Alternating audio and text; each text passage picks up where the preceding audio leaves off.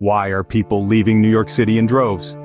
This is the question on everyone's lips as we delve into the startling trend of the Big Apple's dwindling population in the year 2024. A city once buzzing with life and energy now faces a significant exodus, with roughly 200,000 residents packing their bags and saying goodbye. So what's fueling this mass departure? Well, it's a combination of factors, each contributing to the other in a vicious cycle, making life in the city less appealing than it once was. Let's unpack the reasons, shall we? Firstly, it's the high taxes. New York City, known for its towering skyscrapers and bustling streets, has always been an expensive place to live.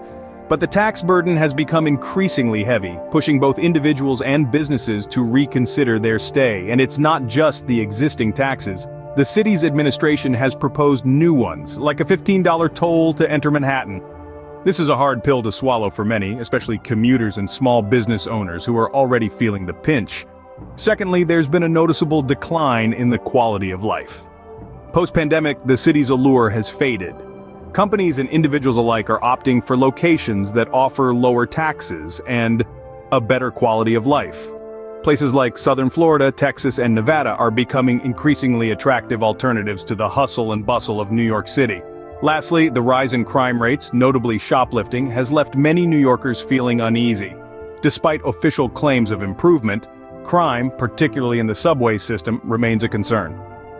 Some point fingers at leftist policies, blaming them for exacerbating the issue. In conclusion, the combination of high taxes, declining quality of life, and increased crime rates has led to a mass exodus from New York City. It's a trend that has many worried about the future of this iconic city. It seems the city that never sleeps is now losing its inhabitants to dreams of a better life elsewhere.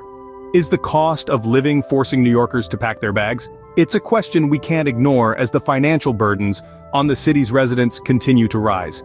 New York City, once a beacon of opportunity, now stands as a symbol of financial strain. The city's high taxes are a significant contributing factor. They're not just a small dent in the wallet, but rather a gaping hole that keeps growing. It's a burden that doesn't discriminate, affecting everyone from the hardworking middle class to the ambitious entrepreneurs. Then there's the proposed toll, a $15 fee to enter the heart of the city, Manhattan.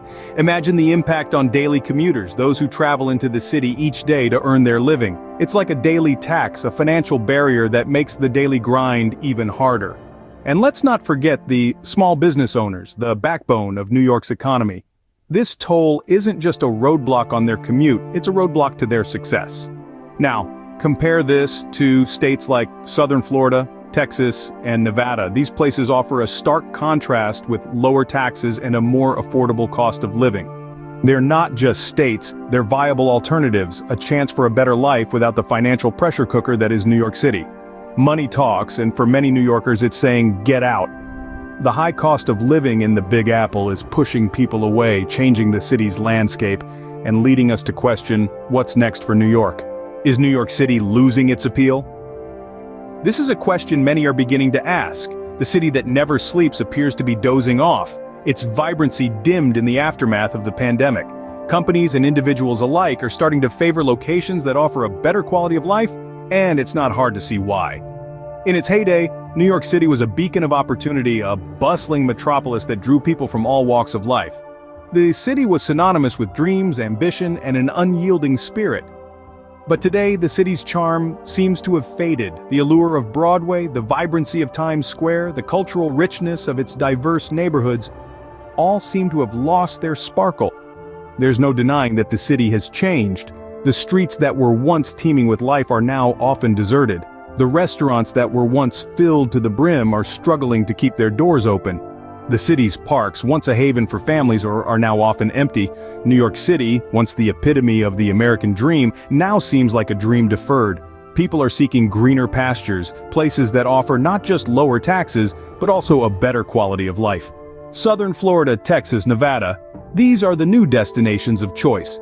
They offer what New York City seems to be lacking: a sense of community, safety, and a lower cost of living. The city's allure, it seems, is fading as fast as a New York minute. What role does crime play in the mass migration from New York City? This question is a crucial piece of the puzzle. In recent years, the city has seen a disturbing surge in crime rates, particularly in the realms of shoplifting and subway-related incidents. These aren't just petty thefts or minor disruptions. They're symptoms of a larger, more pervasive issue that's spreading its roots deeper into the city's fabric each passing day. Despite the official claims of improvement, the numbers tell a different story. Shoplifting has become so rampant, it's not just a nuisance for large corporations, but a death knell for small businesses already struggling to stay afloat amidst high taxes and proposed tolls. These businesses are the lifeblood of the city, the very backbone of its vibrant economy, yet they're continually targeted, their livelihoods jeopardized, their futures uncertain. Then there's the subway system, once the pride of New York, now a source of fear and trepidation. You see, the subway isn't just a means of transport, it's a symbol of the city's interconnectedness, its pulse. But now it's become a hotbed for crime. The rise in subway-related incidents has led many to question their safety, further contributing to the population decline. But where does the blame lie? Some point fingers at leftist policies, accusing them of exacerbating the problem. They argue that these policies, while well-intentioned, have created a culture of leniency that emboldens criminals and compromises public safety. Whether this is wholly true or not is a matter of debate. But what's clear is that these policies, or the perception of them, are contributing to the city's growing exodus. In the end, safety trumps all, and for many, New York City just isn't safe anymore. As the city grapples with its rising crime rates, its once magnetic appeal diminishes, its residents scatter, and its future hangs in the balance. The city that never sleeps is now a city that many wish to escape. And who can blame them? After all, isn't the pursuit of safety, peace, and prosperity at the heart of the American dream?